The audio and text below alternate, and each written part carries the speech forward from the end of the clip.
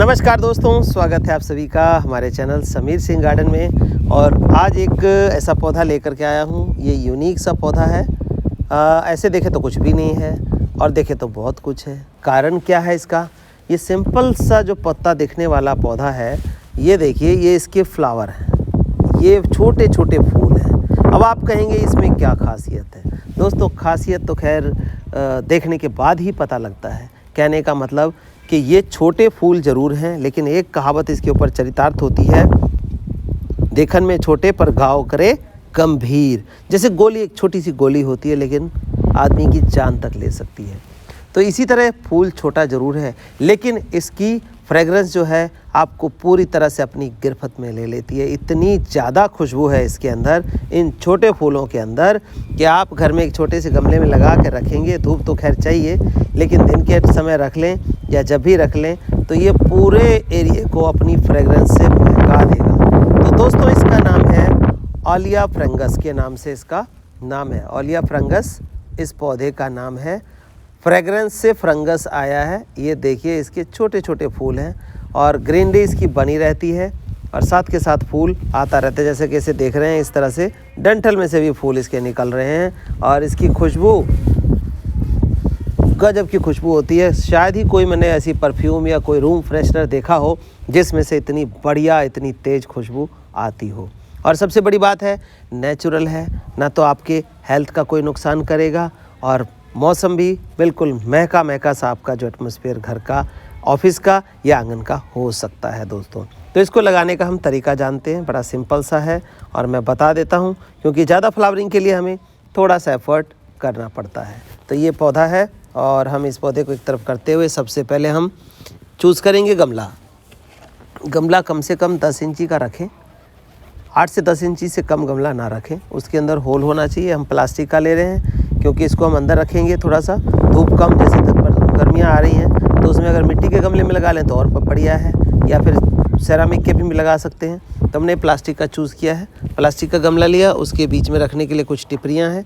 अब हम मिट्टी बनाएंगे। इसकी मिट्टी कैसे बनाएंगे? मिट्टी बनाने का मतलब ये नहीं कि कोई मिट्टी प्रिपेयर करने वाले हैं, सॉयल मिक्स बनाने वाले हैं। तो सॉयल मिक्स के लिए देखिए, ये हमारी गार्डन सॉयल है जो कि एक बार पौधा लग के निकल चुका है और इसमें से आप देख रहे हैं कि ये जड़ें जो हैं वो हैं। तो हम दोबारा से इसके अंदर डालेंगे।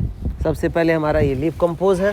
ये देखिए, 2 भाग लीफ कंपोज का हम इसमें मिला लेते हैं।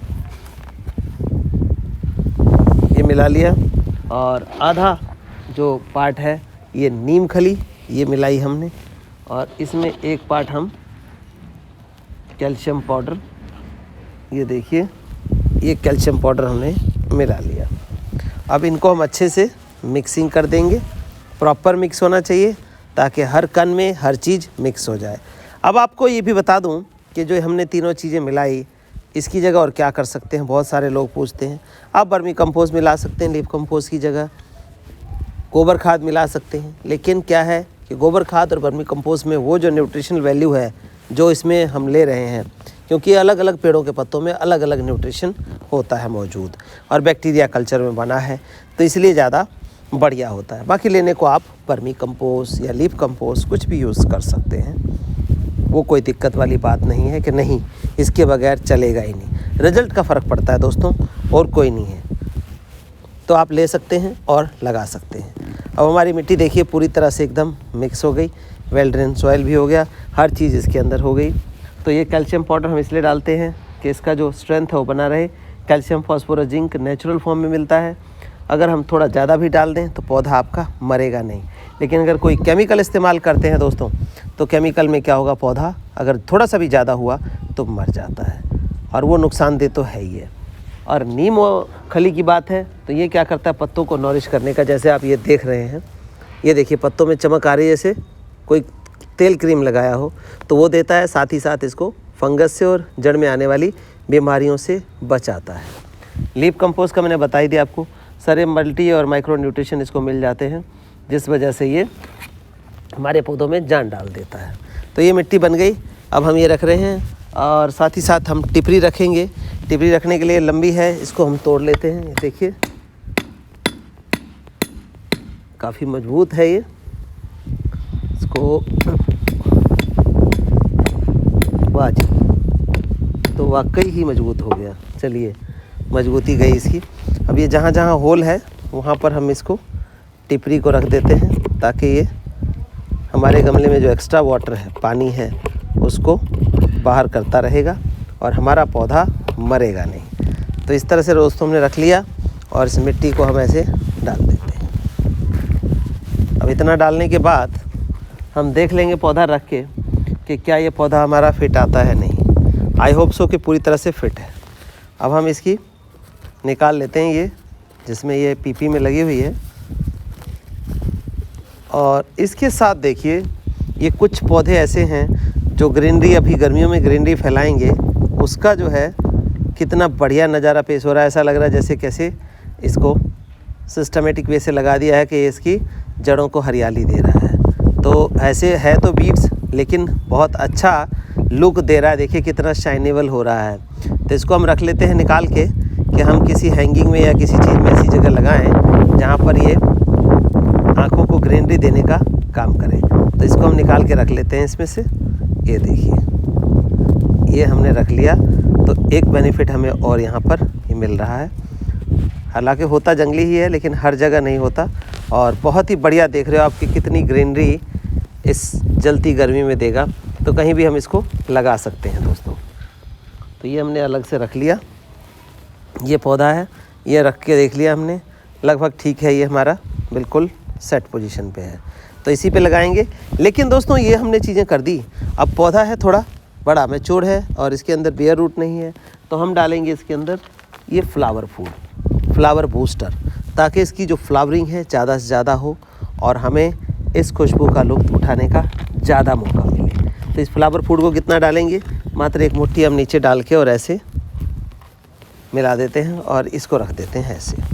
अब हमने ये रख दिया, ये देखिए बिल्कुल फिट है। अब हम इसके जड़ों को पहले मिट्टी से जो हमने बनाई थी इससे ढक देंगे। ये ढक दिया।